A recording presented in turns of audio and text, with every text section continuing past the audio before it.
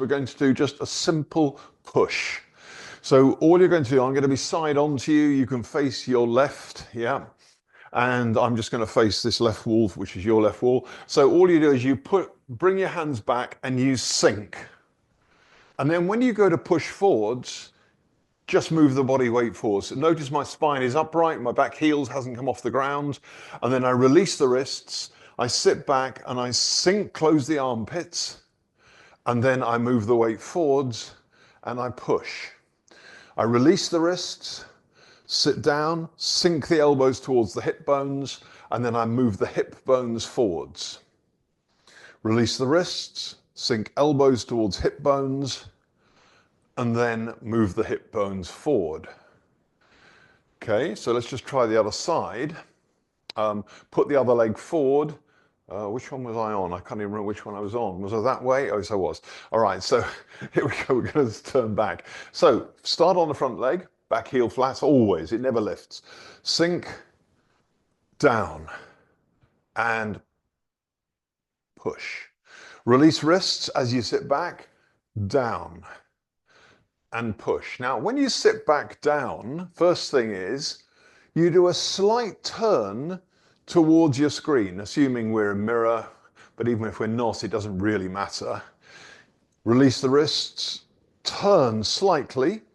So I've turned into the gap between my legs. I haven't stayed facing this way. I've allowed the body to rotate slightly and then push. And now I have squared up. So now I'm between the thighs just for a second, and now I'm facing the leg. Release. Now this is going to be useful when we come to the Tai Chi form. Release, sink, and push. Now it's not imperative to lift up the front foot. However, if you don't, so let's go back to here again. Sit back and turn into the gap, leave your foot flat at the front. You may feel more of a stretch on here. That's not bad, it's okay, it's fine. And this is right, and it's neither right nor wrong. It doesn't matter. You can leave it down if you like. You're just going to get a slightly different effect. You still turn this way, and then you push. Now we're going to do one lifting the toe. So release the wrists, lift the toe and turn, and you'll feel it's slightly easier on the inside of the leg, just a tiny bit, and then push. Try the other side, so swap over. Sit back, either foot flat. I suggest you alternate it. In the Tai Chi form, you lift it as it happens, in this particular form. In some forms, you would actually leave it flat.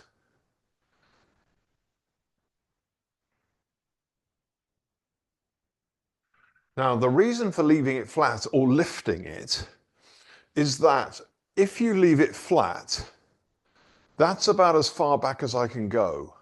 Whereas if I lift it, I can actually go back even further. So this is, from again, martial arts point of view, it has pluses and minuses. It means you can pull back more. On the other hand, you're more slightly, a tiny bit more unstable if someone were then to push. So, you know, it's not a big deal. So from here, sink, foot down or up, whichever you like, and then push. So release. Good. Okay, now the next thing about this exercise is when you do the push, it's the word push. It really doesn't help. But I don't know what else you would say here.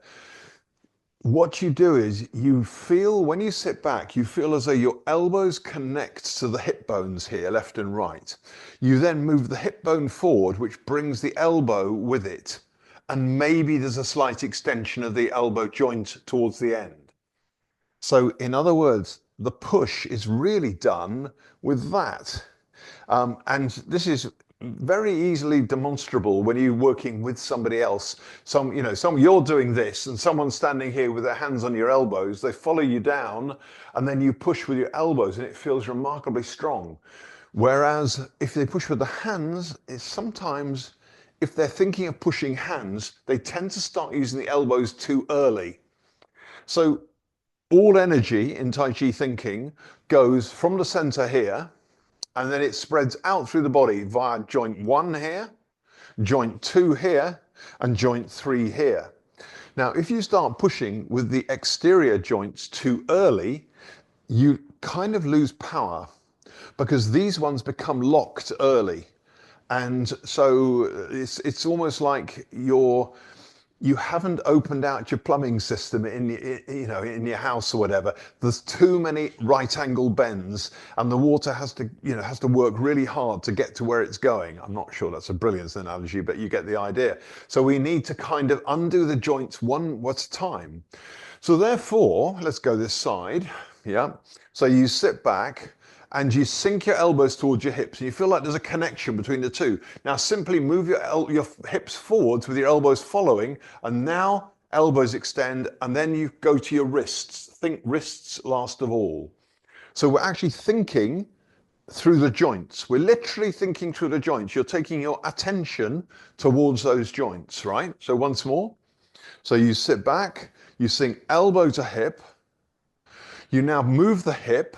Okay, so that's moving your shoulders, right? Now you can extend the elbows, and now just feel your wrist joints and allow that to happen. And now when you sit back, release the wrist joints so that the energy goes to your tips of your fingers. So this will be like holding onto something, maybe pulling something, and you need the fingers to engage at the ends. But when you're in the middle of pushing, you don't actually want to hold on to anything.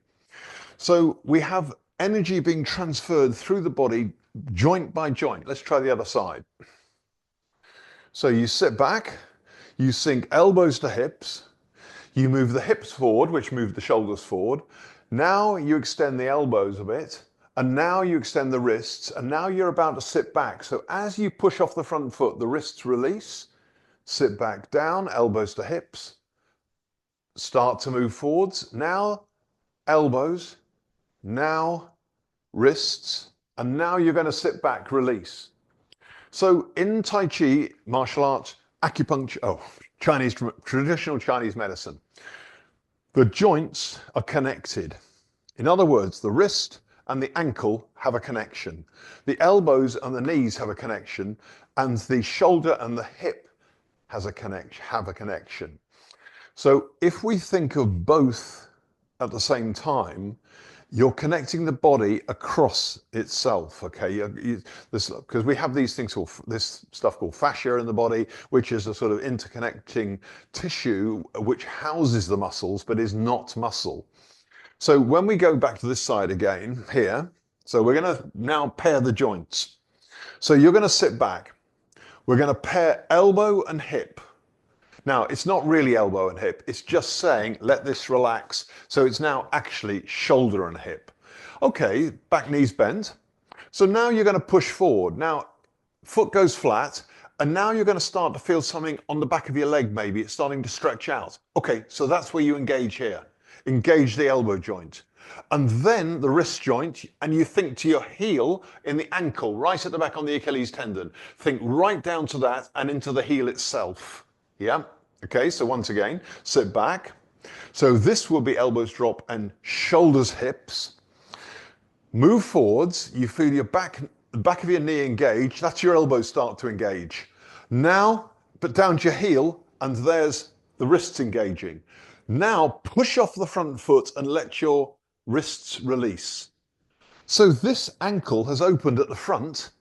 So this opens at the front as well. You let go there. And you'll find that the whole thing can be replicated using the front leg. So give it a shot. Here we go.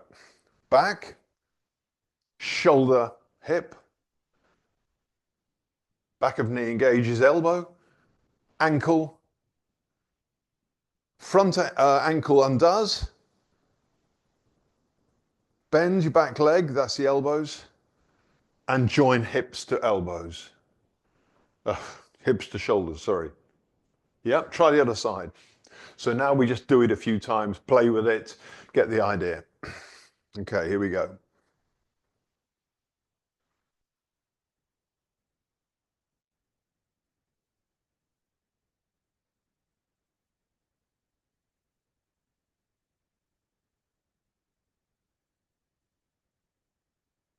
So if you can't get it all in one go, no matter, just focus on one particular bit. Maybe it's just the ankle you focus on here. And when you start pushing forwards, maybe it's just that little bit. It doesn't matter.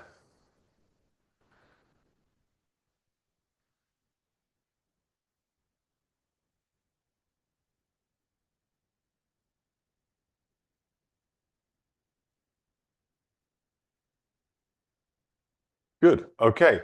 So we're looking for the integration of the joints, top and bottom, the four extremities here, your Vitruvian man. It's that idea. We're trying to integrate those four. Vitruvian man's got those circles around it, hasn't it? Connecting them in a sense. So same idea. Um, so one other thing about this is when you do the push, it's not a circle. Watch my arms. So I sit down. This would be a circle.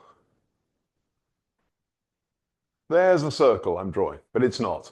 So you know the yin yang sign goes, so if you've got one of the fish, as they tend to call them, so one of the fish goes up and over, there's the pointy bit here, it comes up and over, here's the round bulbous bit, then it comes up and then goes back to the pointy bit. So you come round, it's down, and that in effect your shape.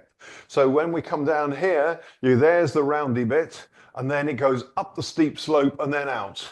So you've got that feel to the push.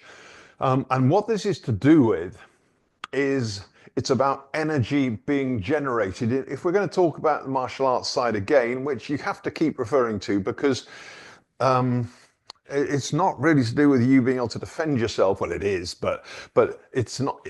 Having a partner to work with in a martial arts situation kind of helps you to explain what you're doing playing with energy, because you have to have some energy there, the other person, in other words, pushing you or something like that, to be able to experiment and practice and feel these things. So the reason for martial arts maybe, I mean, I started in 1975, Kung Fu, did it for years. And when I did it, okay, I did it because I got mugged and I thought I've got to learn how to defend myself and look after myself. So that was my reason initially. And then of course you get into it and you move way beyond that. It's no longer just an exterior thing anymore. It becomes something more internal, external. It becomes more internal. So let's swap around sides again. So we're going to have a go at this shape here. So you sit back and you sink your energy. And then you start to move forwards. There's the knee engaging, and there's the lift, and there's the push out. So you're coming back, you settle, there's a slight turn of the body, and then there's the lift and the extension, the push out, and then you release. Okay, so in a martial arts point of view, from a martial arts point of view, so someone's pushing you, and what you do is you bring them back and you sink your energy and them, therefore. Their arms have now gone down. Okay, so when you push something down like this, let's say I'm going to have to mimic this on myself. But so if I make this really tight and I push down on it, if I let go, it's going to bounce up again. If I push down, it's going to bounce. Yeah. So in effect, what you're doing is when you push down on someone's arms or body, shoulders, whatever, doesn't matter. When you push down, their natural inclination is to want to bounce up. So you allow them to. You follow them. And as soon as they bounce up, what it happens is it separates their center of mass from their center of gravity, and they suddenly become lighter, just for a brief second. Now, if you do this and make a circle, you're holding their center of gravity down, and the push is irrelevant. It's not there. But if you do this, you sink and you settle down, and then you start to, and you let them go. There they go, they're bouncing.